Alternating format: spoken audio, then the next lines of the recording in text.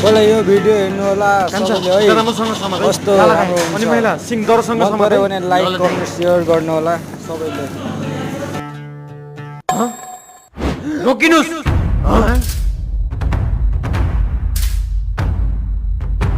तपाईहरुलाई लाज लाग्दैन किन र बाबा खसीको गेडा देखिएर होला हैन किन मार्न लाउनु भएको बिचारा जनावरलाई मासु खान दशैंमा नयाँ गाडी किनेको खुसियालीमा बलि दिन लाग्यो भाइ तपाई नै खाने भाइ आउनु न दिन्छम 2-3 चौटा जो भाइ त्यसलाई नबोला त कान्छ कति पढ्नु पर्छ तपाईले डिग्री पास हो किन र अनि यस्तो अन्धविश्वासको पालना गर्नुहुन्छ तपाई अन्धविश्वास रे साच्चै हुन्छ मेरो दाइले गाडी किनेर बलि नदी रक्सी घाट चलाएर आफ्नो ज्यान गुमाउनु भएको थियो के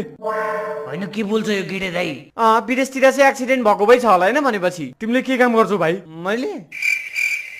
बेरोजगार हो अंकल त्यही भने ज्ञान दिन आकोस् आफ्नो बाटो लाग साला शाकाहारी बेरोजगार त तेरो बाउ पनि रहेछ नि मतलब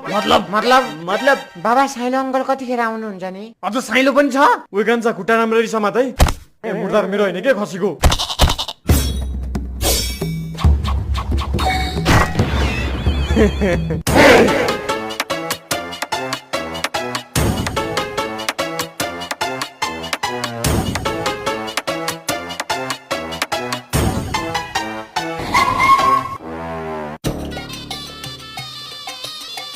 अब कहाँ भाग्छस् हाम्रो खसी दे छिटो चुप लाएर खसी दिएर जा नत्र तँलाई खसी बनाइन्छम तँसँग अरु अप्सन छैन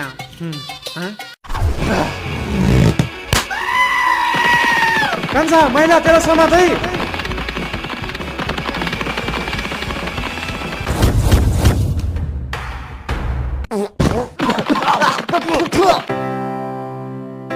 थ्याङ्क यू मानव तिमी रहेछौ अलिकति मानवता भएको मान्छे यस योपालिको दशैंमा टन्न मासु खान पाइयो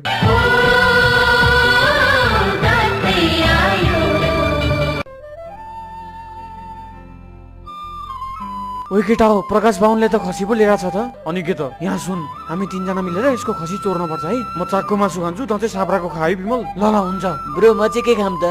गेडा खा खसीको गेडा त हुँदैन खसीको भनेको छैन मैले अब यहाँ सुन ल ल हुन्छ जा करम त क्याच बल लिएर आउँदै गर हामी यहाँ सम्हाल्छौँ है